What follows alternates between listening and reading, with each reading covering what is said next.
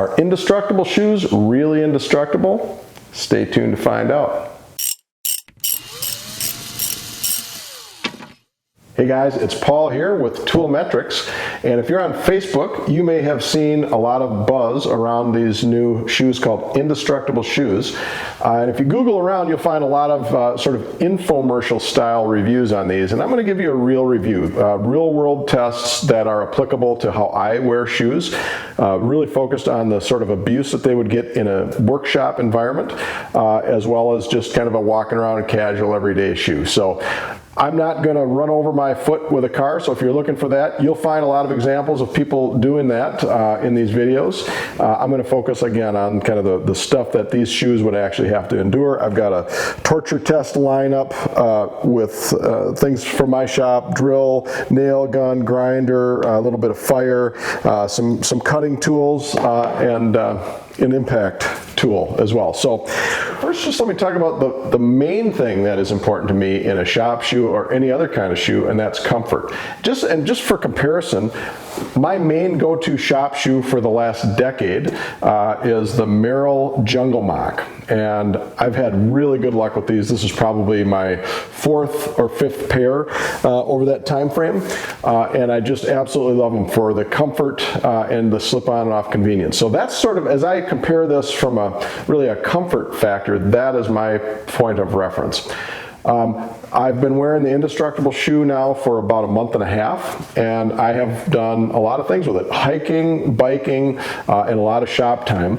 And so just first in terms of comfort, I would give this about a B+ for standing comfort, and maybe a B- for walking comfort. From a standing comfort perspective, it held up reasonably well, but the arch support which is really important to me. There's not a lot of arch support here. It's pretty flat, pretty thin liner, kind of soft, really soft foam with not a lot of arch support. So not as stellar as what I'm accustomed to with the Jungle Mocs.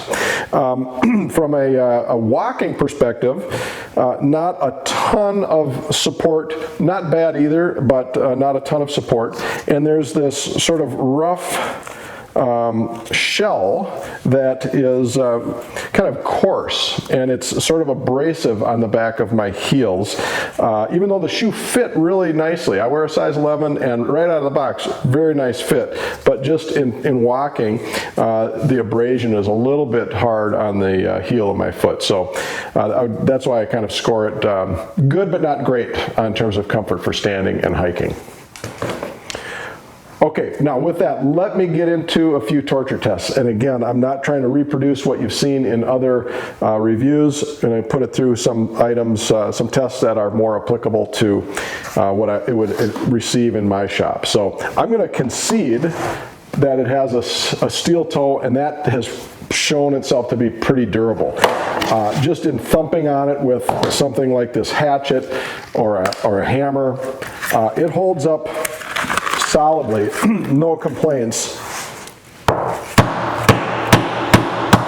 Springs back pretty nicely, retains its shape. So I think as a steel toe tennis shoe, I'm impressed with it. Lightweight, they're about a pound a piece, a little bit heavier than my Jungle Mocs, but comfortable enough for walking around. And even with that steel toe, that I would say meets the requirement for a lot of kind of steel toe use. So if you need to check a box for OSHA to have a steel toe, this I think really hits the mark on that.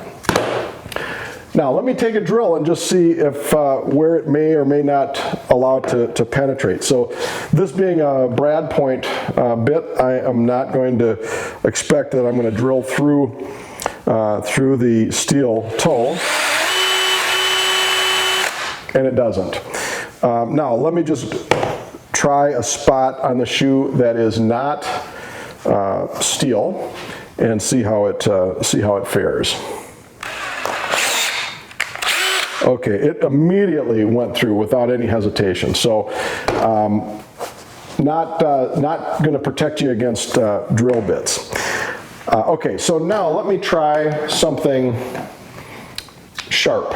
So I'll take a chisel to it, which is something that is commonly out and about in my shop, and see how it holds up to that.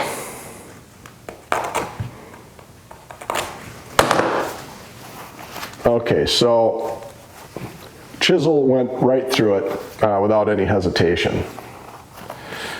Okay, so given that, I'll expect that the utility knife will have similar success in penetrating it. Yeah. Okay, so sharp stuff is going to penetrate the non-steel area. If I cut on the steel, it definitely will protect you against these types of sharp items. Okay, now in the infomercial style reviews, you see these shoes walking on a bed of nails, you know, several nails clustered together, and they don't penetrate. So there is a Kevlar lining in the foot of this shoe. So I'm going to see, I don't use a lot of nails, but I use a lot of pneumatic nails. So let me just set up my compressor and see how it holds up to a pneumatic nail. All right, I'm going to shoot a couple of 2-inch 18 gauge brads fired at about 90 pounds of pressure. Now I'm going to start with the thickest part of the sole and just see how it deals with that. And the Kevlar is going to be consistent in throughout, and that's going to be the layer of insurance. So let's see how a pneumatic nail does through that. All right, so no problem in penetrating right through the middle of the Kevlar. Yeah, it has nailed the shoe to my workbench. So.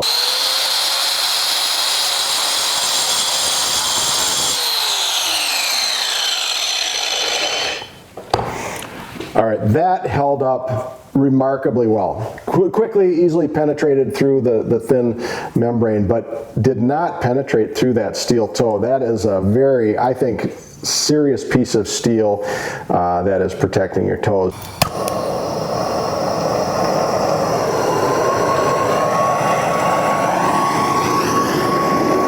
Oh, yeah, not much resistance to fire, so.